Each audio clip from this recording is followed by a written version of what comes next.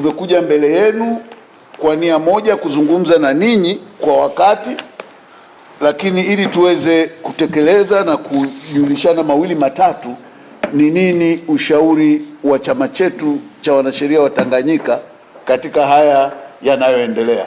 Lakini vile vile tuna viongozi wetu mbalimbali wa kamati ambao wamekaa upande wangu wa kulia.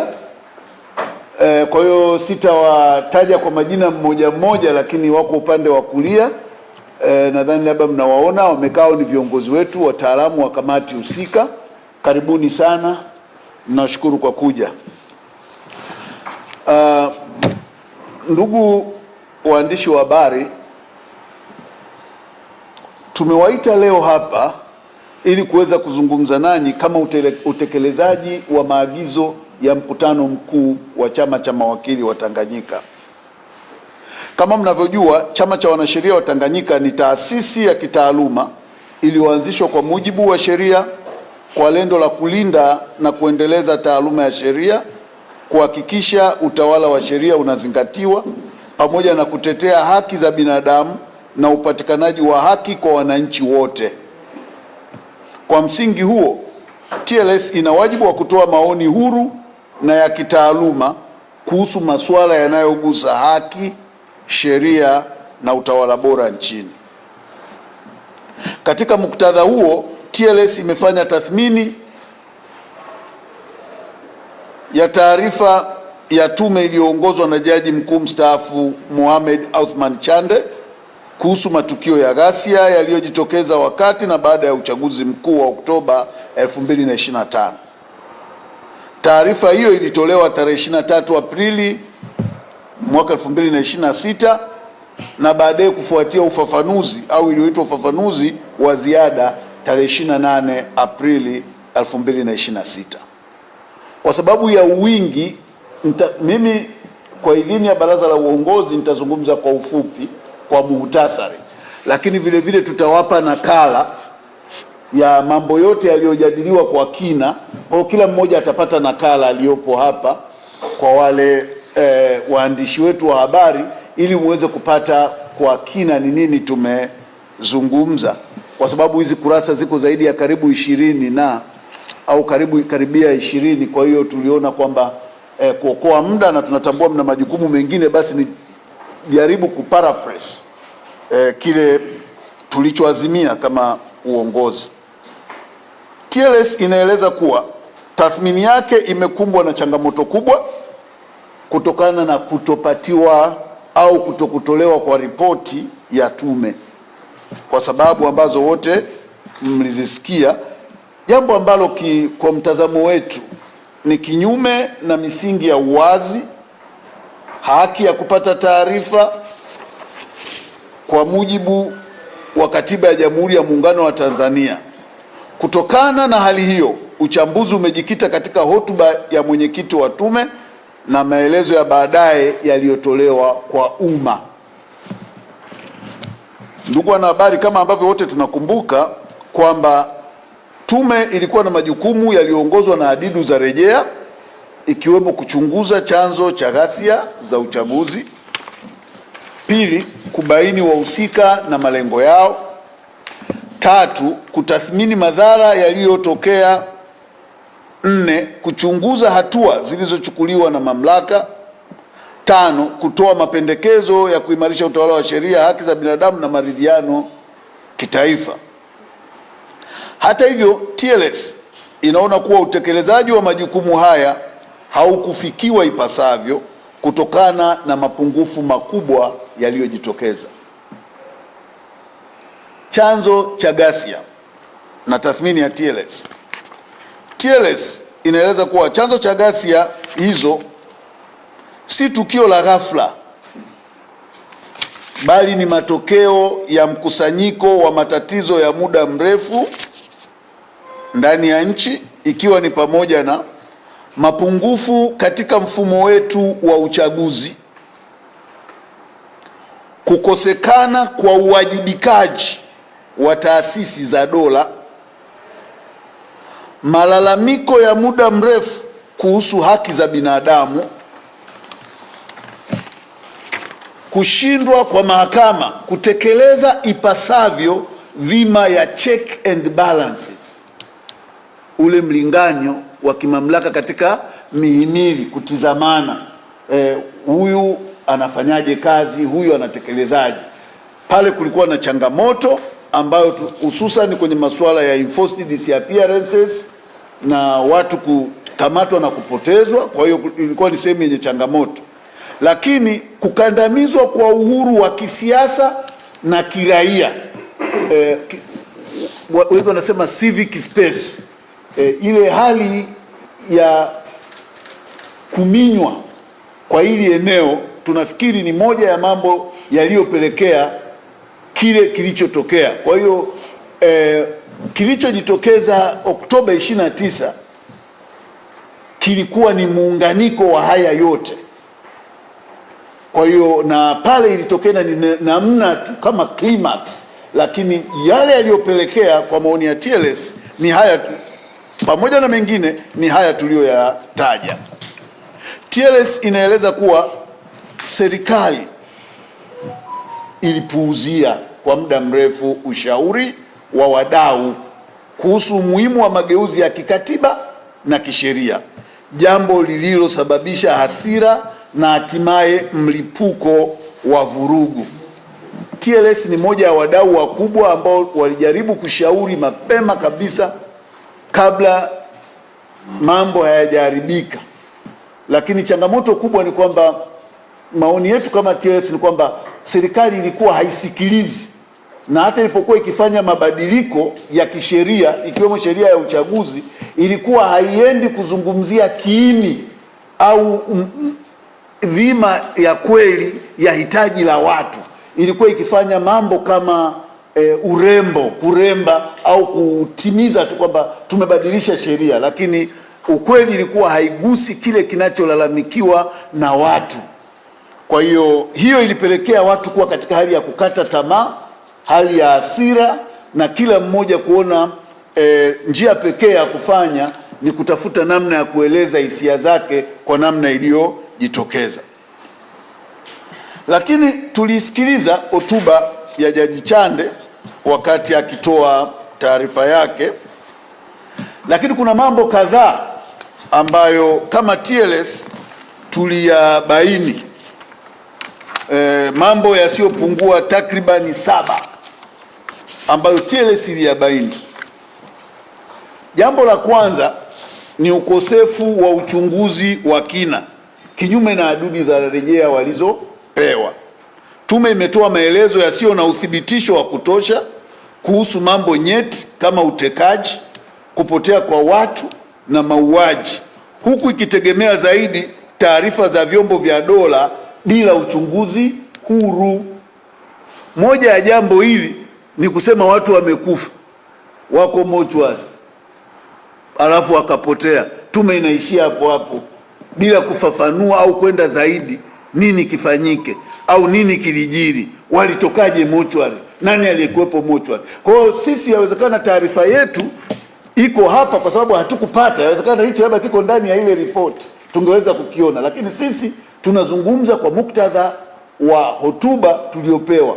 Hili ni eneo ambalo lilitakiwa lipewe majawabu, kwa sababu kuna Watanganyika, kuna Watanzania ambao kufuatia ndugu zao kuuawa, kuonekana wakiwa mochwari na baadaye kupotea, mpaka leo hawajapata haki ya kuwasitiri ndugu zao kwa heshima. Kwa hiyo tulifikiri ni eneo ambalo tume ilitakiwa kulipa mkazo, hususan vile swala la watu kutekwa na kupotea. Huwezi kusema watu wanatekwa kimapenzi. Mtu kama Humphrey Polepole, huwezi kuniambia ni mtu ambaye ameanza mapenzi ukubwani kiasi ya kwamba anaweza akadanganywa akafichwa chumbani Humphrey Polepole mpaka leo amuone mamake anamtafuta. Haya Mdude katika namna ile, ugomvi wa mapenzi yepi? Kwa hiyo mazingira kama haya tunahitaji majibu ya kina yenye tafiti. Kwa hiyo ilikuwa ni oni letu kwamba kulikuwa na ukosefu wa uchunguzi wa kina. Jambo lingine, kutokuwataja wahusika.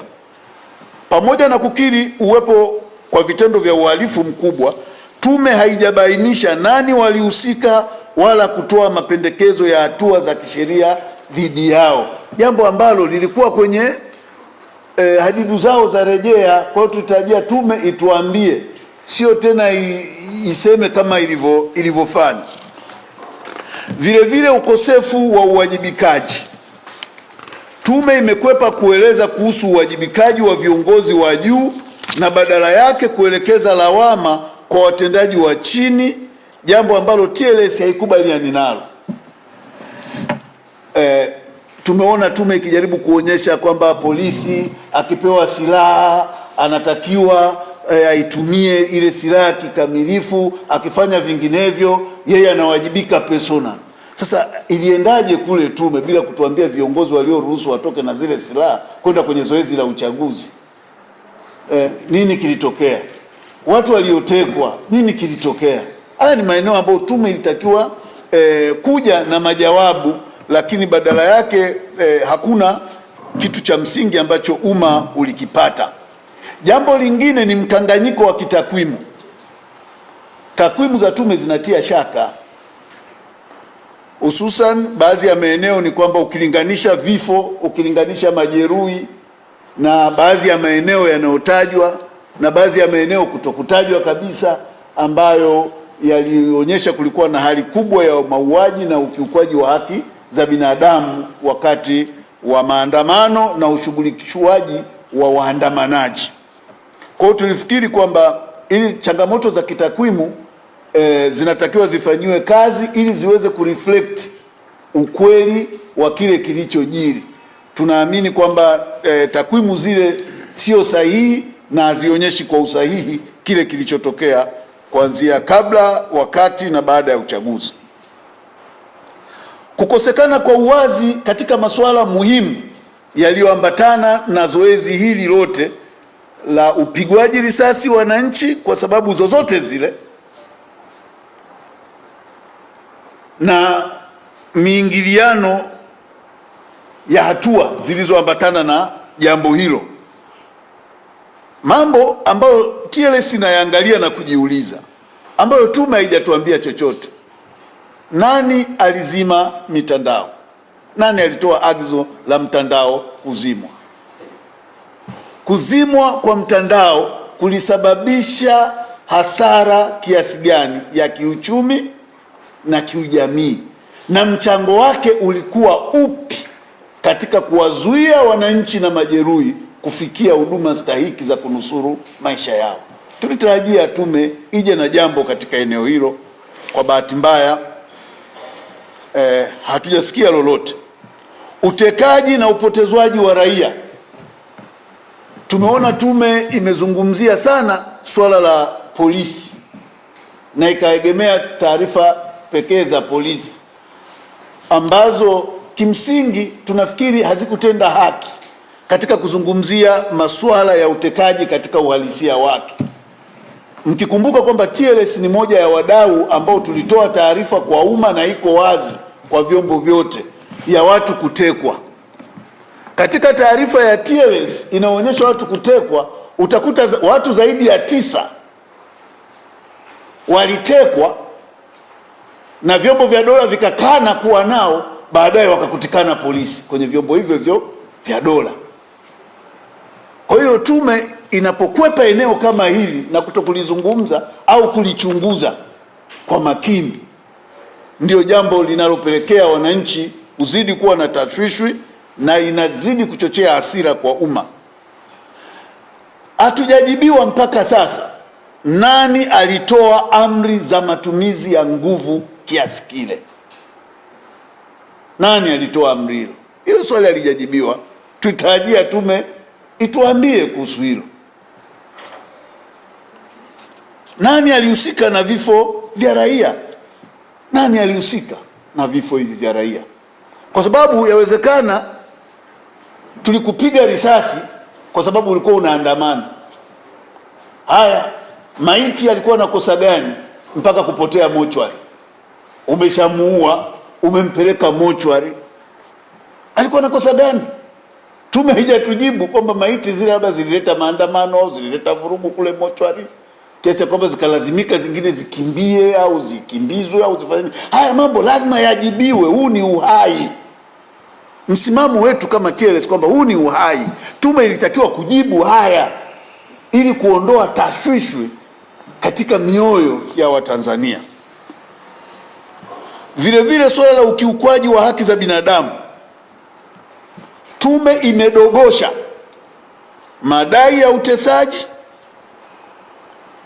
ili hali TLS kupitia msaada wake wa kisheria imebaini kuwa watuhumiwa wengi waliteswa, kunyimwa haki zao na kushikiliwa kinyume cha sheria.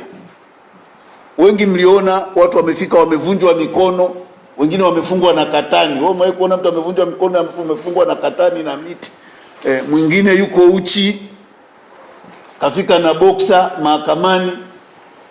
Mwingine kavaa kadera, unamwona kabisa huyu alikuwa nyumbani amelala.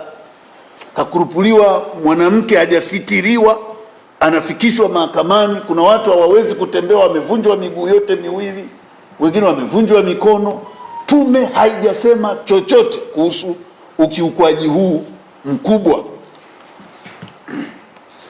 Vile vile kukosa mapendekezo ya fidia stahiki kwa wahanga, ambapo tume ilienda kana kwamba mtu aliyevunjwa mkono sio ya ungu apewe mkono wa bandia alafu aondoke, lakini tunasahau kwamba kuvunja ule mkono au ule mguu umempunguzia uwezo wa kupata kipato, uwezo wa kushindana katika kuzifikia fursa. Kwa hiyo tulitarajia tume iseme jambo. Lakini katika suala la kuhimiza ukweli, haki na uwajibikaji ili kufikia maridhiano, tume inazungumzia maridhiano, lakini haizungumzii msingi wa ukweli, haki na uwajibikaji ambao ndio kiini ambacho kingeweza kuliponya na kulileta taifa pamoja.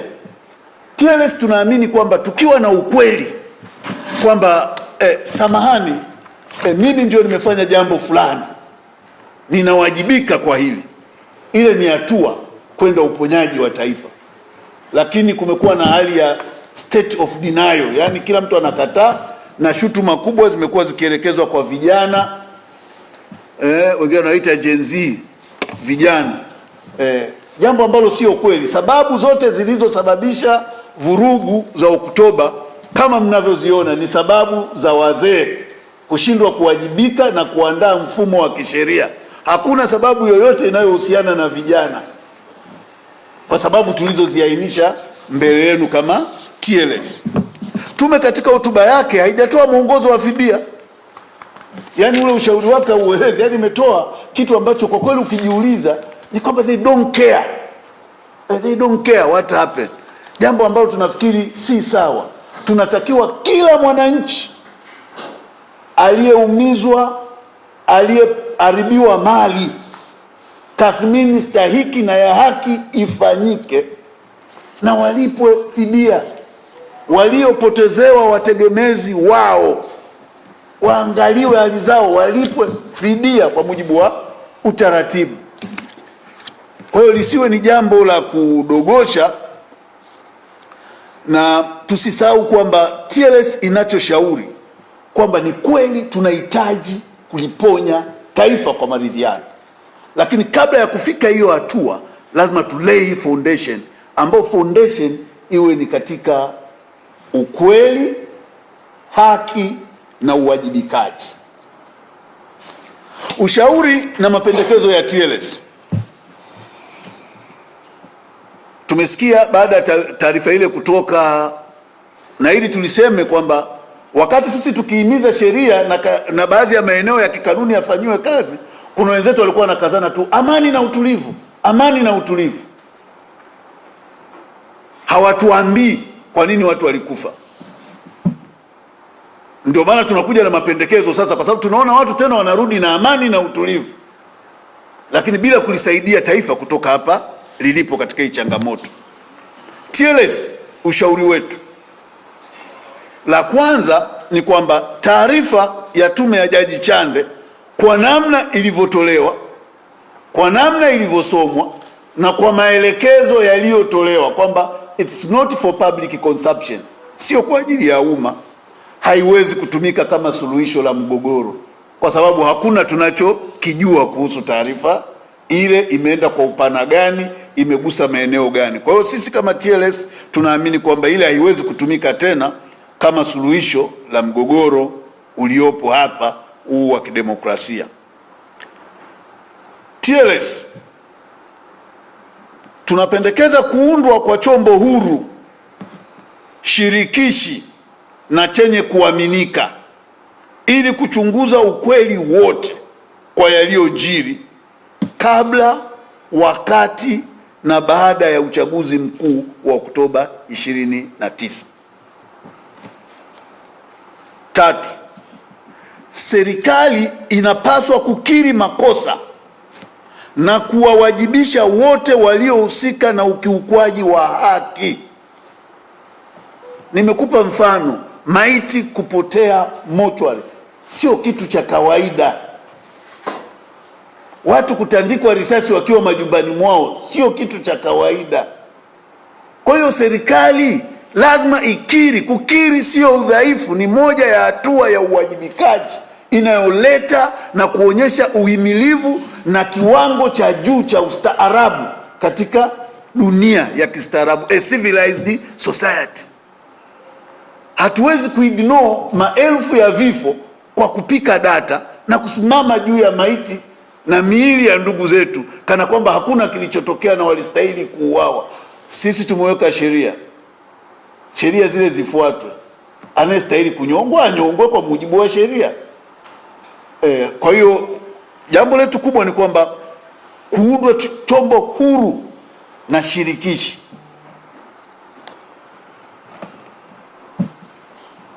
Mchakato wa maridhiano lazima uanze na ukweli, uwazi na uwajibikaji.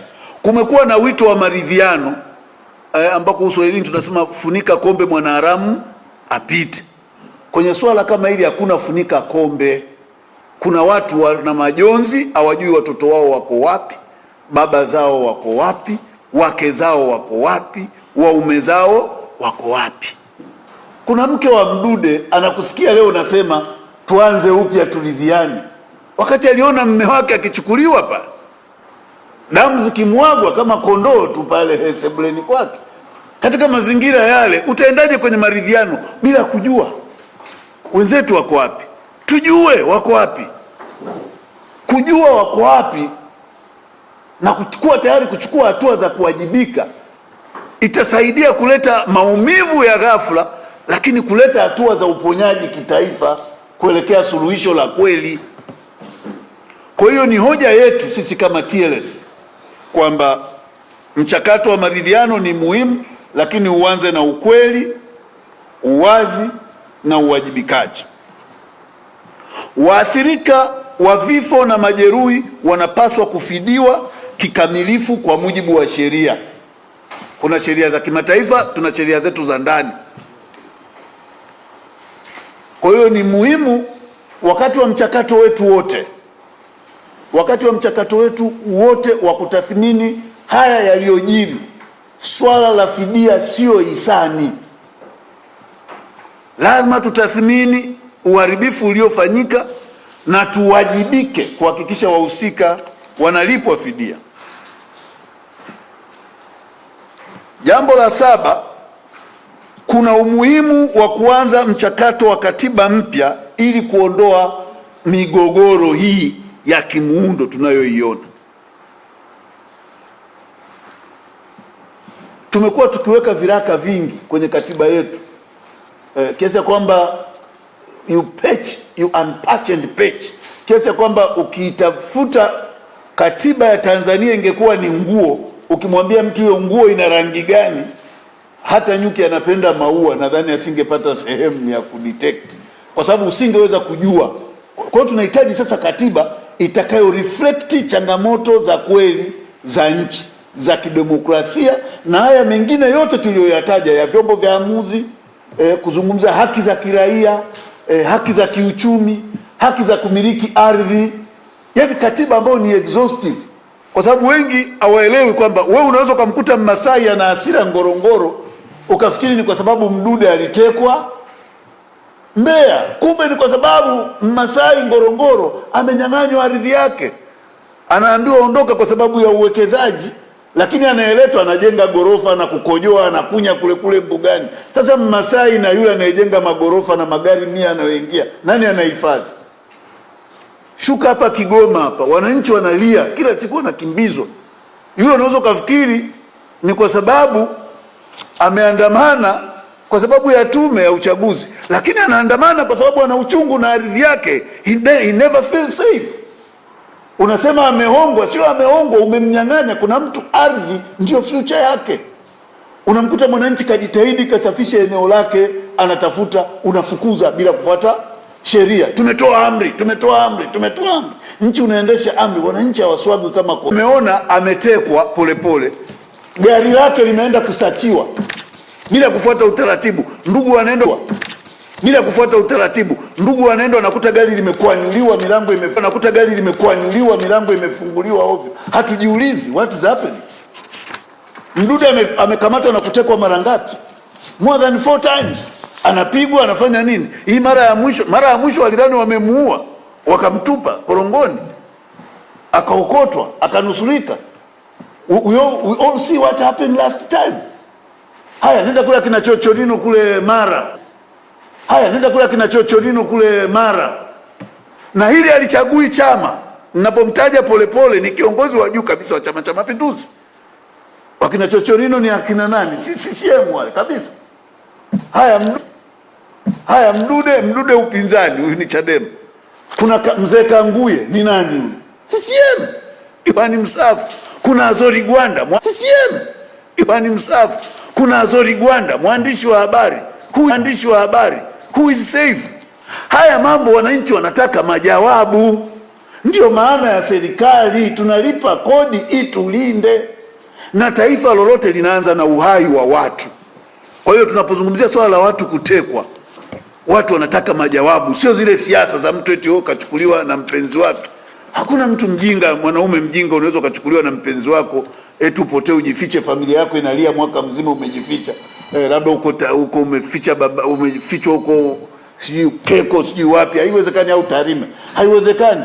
Mimi nataka kusema ukweli kabisa ni kwamba lazima, hata ndugu yangu Muhee hapa Nyarusi, uwezo ukamficha na ushamba wake wote wa Kihehe, uwezo ukamficha kabisa. Tumwambie kwamba uendi kwake, anamuona mke wake analia, watoto wake analia, umemficha, atatoka tu.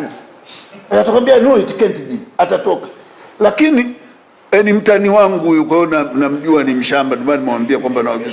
Kwa hiyo najaribu kukuonyesha kwamba hii ni shida. Tuko kwenye shida, huu ni mkwamo. Na tume kama ile inapokuja na majibu kama yale, lile ni janga. It's not an ordinary thing. Yaani ukiona tu taifa limeweza kufikia pale ambapo uhai haumati tena, ni janga. Ndio maana TLS ikaona lazima tutoe hii position kama ushauri wetu kwa jamii na kwa serikali, kwamba hapa tulipo sipo, lazima tutafute namna bora ya kuondoka hapa, na tuna watu wa kuweza kutuondoa hapa ndani ya nchi, na tukiweza tuwapate nje ya nchi. Tuna watu wenye hii na kesi ya uadilifu, wapo, hatutaki kuwatumia. Kwa nini? Tunaogopa nini? Siku zote nilisema waje wafanye, watuponye. Uwezo ukaenda kwa daktari, unachagua, naambia nipe vidonge vya rangi 2, atakwambia basi jitibu. Daktari anakufanyia evaluation, anakutibu. Kwa hiyo tunaomba hicho kiangaliwe sana. Watu waliotekwa na kupotezwa wanapaswa kupatikana na taarifa zao kutolewa na kuwekwa wazi kwa umma, na kama wanasema ni mapenzi, polisi watoe. Mwabukusi ametekwa, alifichwa kwa mpenzi wake Mwatatu tarehe fulani na fulani, hataki kutoka huku. Tulienda tufanya nini ili wananchi wajue? Si umeshapata fact sasa, data unazo kwamba ametekwa kimapenzi? Haya, Mwabukusi ana deni, unasema Mwabukusi anadaiwa na Ukashu.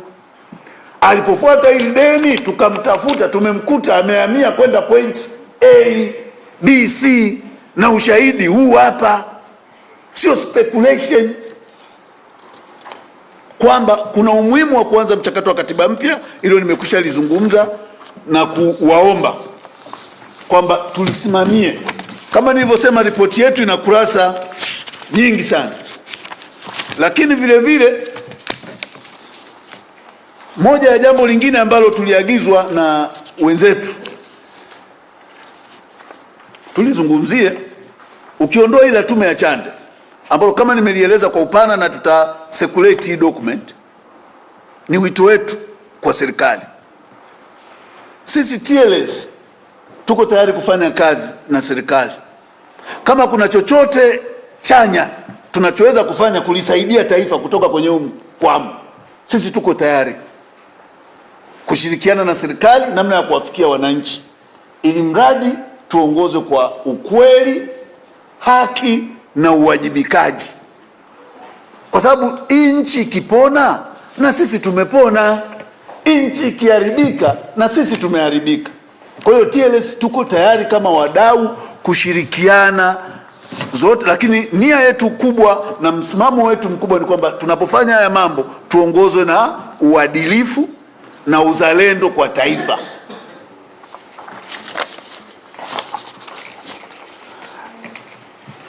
La pili, ndugu wanahabari, lililonileta kuzungumza ni kuhusu la kiongozi mwenzetu na wakili Tundu Antipas Mugwai Lissu. With all precaution, tunaelewa swali lake liko mahakamani. Kwa hiyo hatutazungumza kwa namna yoyote ya kuingilia kile kinachoendelea mahakamani, lakini tutajaribu kuongelea kile kinachohusu haki za wakili mwenzetu, kwa sababu ninapozungumza haki za wakili mwenzetu, I'm just asserting the rights. I'm not interfering with anybody conclusion or opinion of a particular or certain facts. Tundu Antipas Lissu ni mwanachama wa chama cha sheria cha wanasheria wa Tanganyika na ni wakili mwenye namba ya usajili 945. Kwa hiyo ni mbobevu, anafahamu sheria.